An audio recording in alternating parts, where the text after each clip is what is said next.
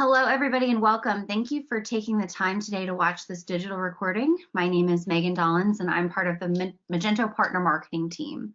Adobe remains committed to helping B2B and B2C commerce organizations proactively adapt to this new normal that we're all experiencing. So in response to these challenging times, we've created a roundtable series covering topics relevant to those of you on the front lines of e-commerce.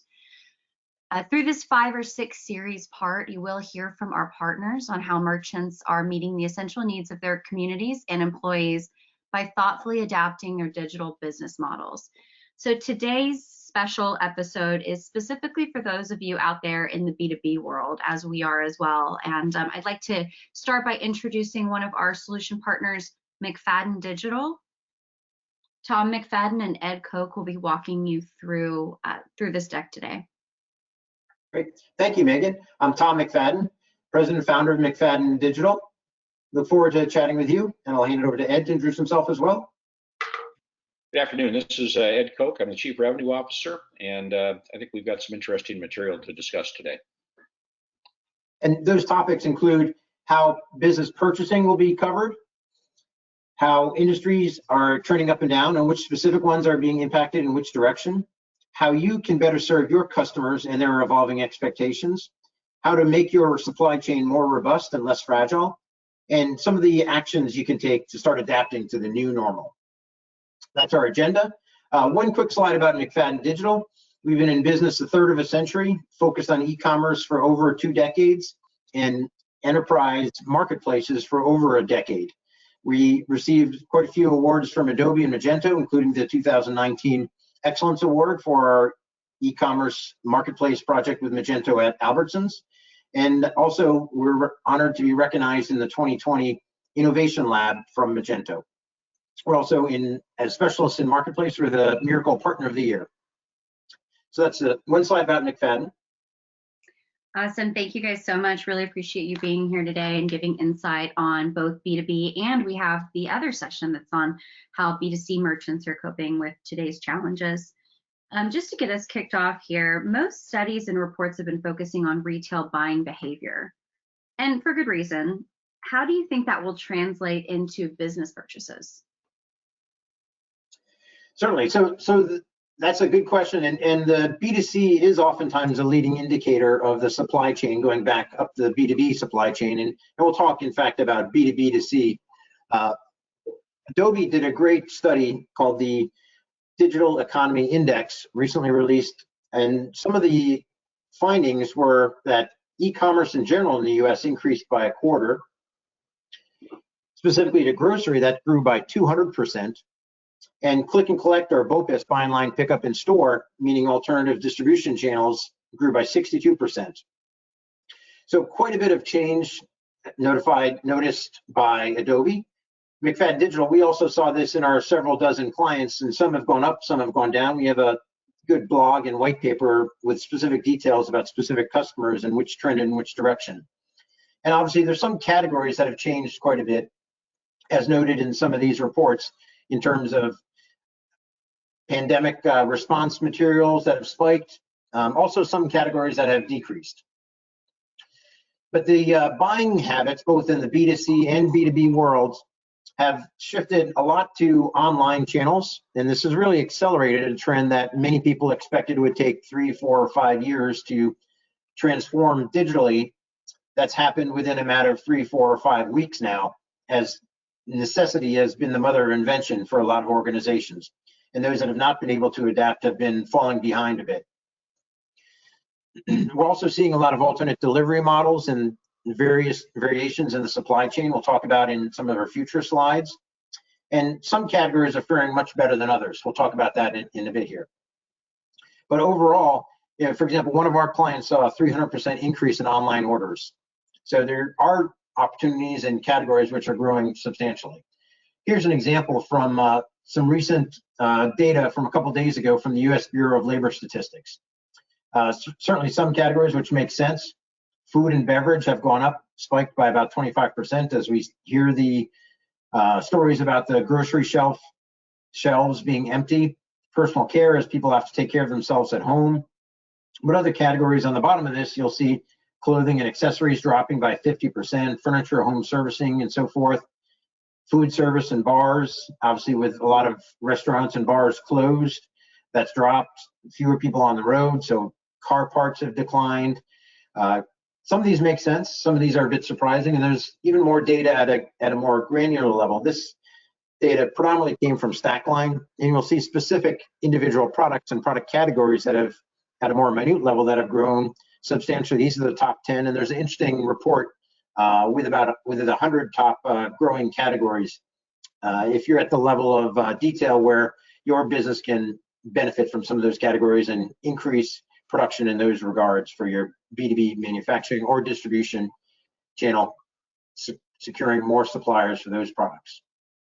So again, in summary about how businesses have been affected, really the digital transition to more online purchases for B2B. Again, B2B has been a bit behind the curve of B2C in terms of transition online, except for the EDI model.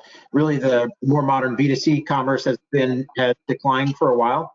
The digital channel, as you mentioned, and the expectations of an Amazon-like experience. So that marketplace and optimized UX is critical for expectations now from customers. For many years, everybody's been talking about high touch and personalized experience. The low touch tends to be the trend now, with physical low touch, avoiding going into a store, communicating with people in person, and really having more of a distance engagement. Great, thanks, Tom. In the last couple of slides, we've seen a lot of this information before, and they definitely resonate with me as a consumer. I think that slide number 7 could probably be my credit card statement. But what does this mean for B2B industries now and in the future? Yeah, so this slide right here represents just kind of a speedometer or a tachometer reading of, what are the industries that are most at risk compared to those that have the opportunities for growth potential. And the point of this slide isn't just to rehash the stats that we saw on the earlier slides. It's really to sort of pose the question about what it is that as B2B industries we can start to think about and how we respond to this.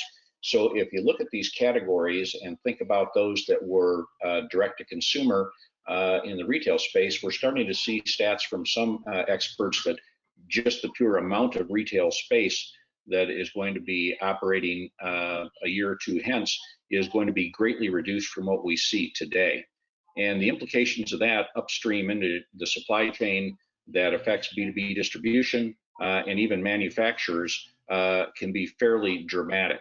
So as we look at this, I think one of the notions is, what are the categories and assortment decisions that you might make that would impact your ability to take advantage of the growth potentials and sort of reduce your risk to the moderate and high risk categories.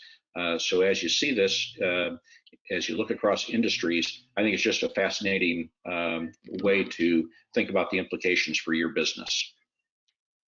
Right. I don't think that there's any way that we can go back to how it was before anytime soon. So as a B2B merchant, what can you do to prepare for what's next?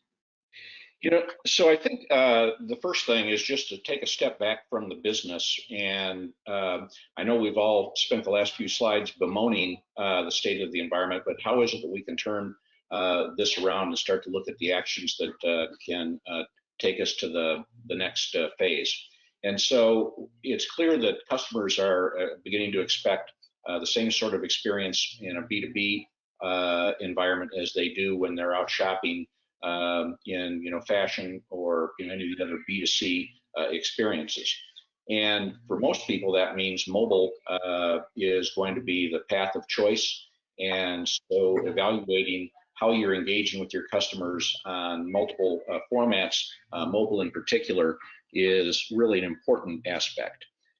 And then the notion as you move to a more digital position in your markets is, how do you bring your customers along and drive adoption by your customers, build traffic to your digital properties. And so clearly there's a whole lot of opportunity here for communicating with your customers and making sure that they're getting the messages that resonate with them. And today we're talking about really the Maslow hierarchy of needs for consumers. You know, the first things people think about are safety, and that can be even the type of interaction that they need to have in order to pick up or accept delivery of a product. And then it goes to trust of the provider that is fulfilling their business. So all of that's wrapped into some new models. The photograph here shows an innovation that McFadyen has brought to market, introduced at NRF this year, called Cartable, which is really an ability to have a mobile sort of environment where people can, again, safely pick things up without needing to go into a distribution center or a retail location. So a way to go direct to your consumers.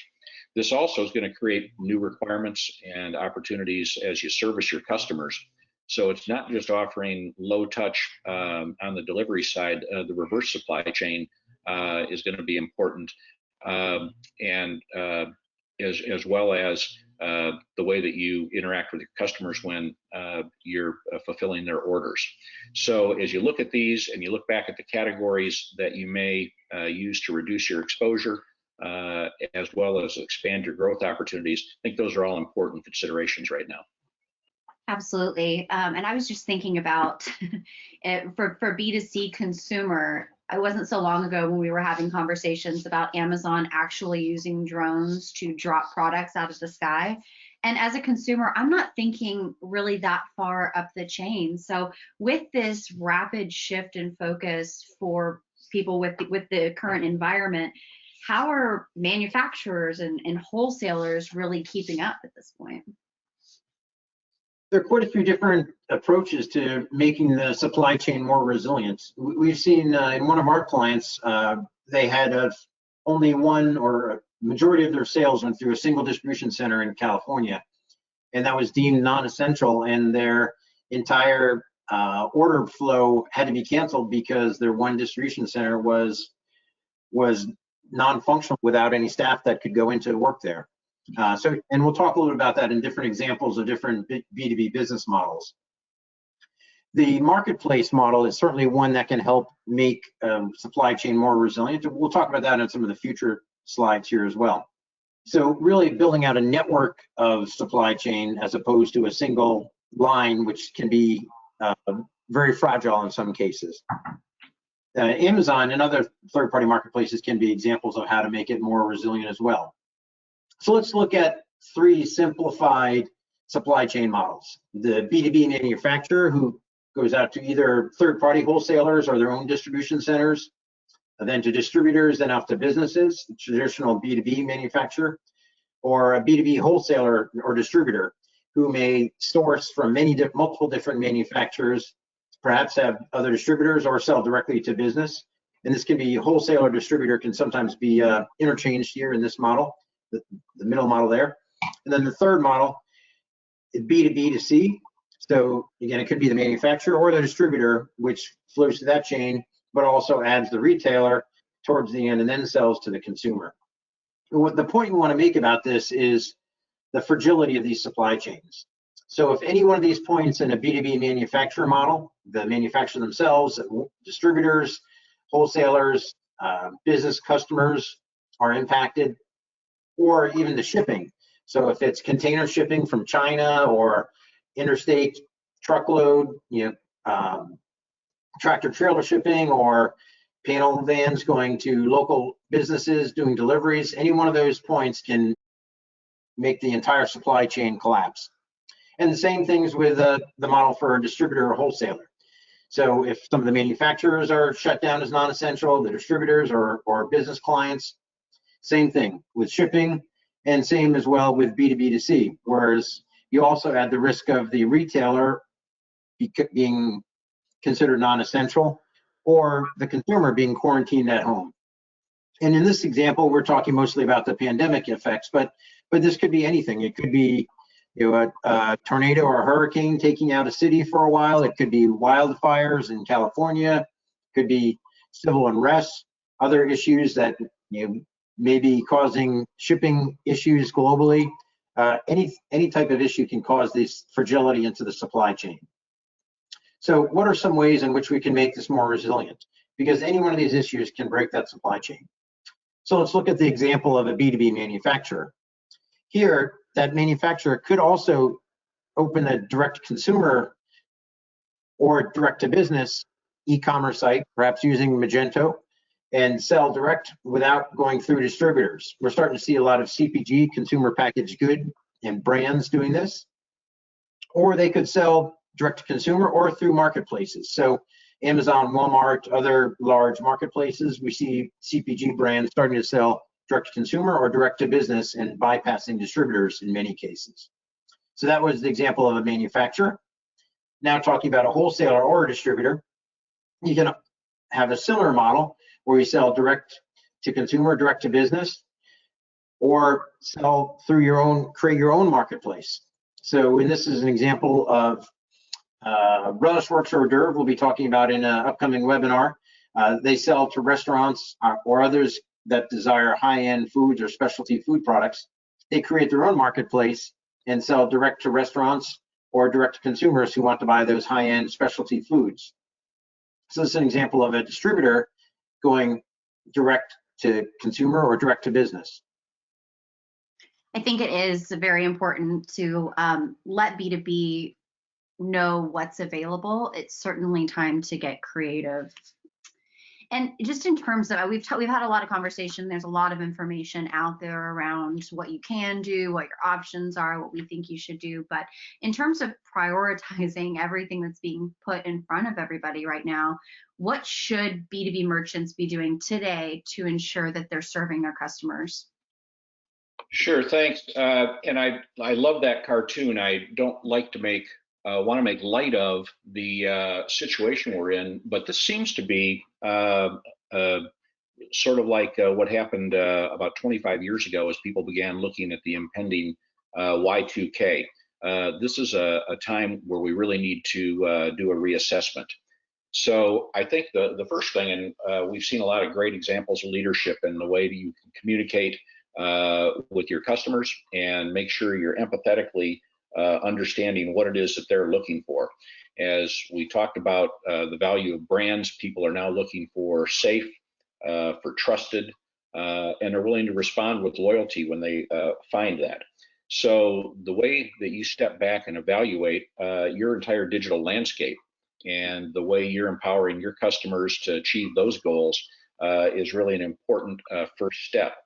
And so, one of the things we do as a partner, and there are plenty of others around, but, to begin to think about, from an advisory perspective, how do you rethink and make digital your first line of customer interaction? And as we've discussed extensively, bolster your supply chain, make it more resilient, and eliminate points of failure.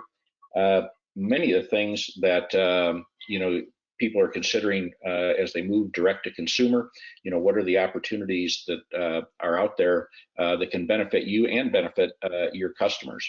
So really the key thing is to listen to your customers, and in fact, whether it's the wrecking ball or merely the fact that the pace of change has been accelerated from years to weeks. I think those that I'm surprised Tom McFadyen didn't mention it already, but Darwin's law that it's never the strong or the big that thrive in cataclysmic change. It's those with the ability to adapt, and we think that's a great mantra. So, we really appreciate people taking the time to listen to this. We know it's sort of a one-direction conversation. We would welcome answering any questions or continuing this conversation in other ways. You can certainly go to our blog post and things of that nature, or feel free to acknowledge us or involve us in your strategy and helping you with a little bit of advice, not just on technology, but also on how you can operationalize some of these changes and really make them a core part of your business. So thank you, everyone. Appreciate it. Great. Thank you so much, Ed. And go ahead, Tom. I was also saying thank you. Yeah, thank you guys both. And there's some resources for you to reach out to Tom and Ed. We also have a great webinar that we did. I mean, really, it was almost a year ago with Albertsons, although I think that now, like we mentioned, it's time to get creative for some of those B2B and B2C companies. So you'll also be receiving a link to that webinar, and we talk a little bit about how McFadyen was able to move Albertsons over to a marketplace model. So I still think that that information is incredibly, maybe even more relevant today.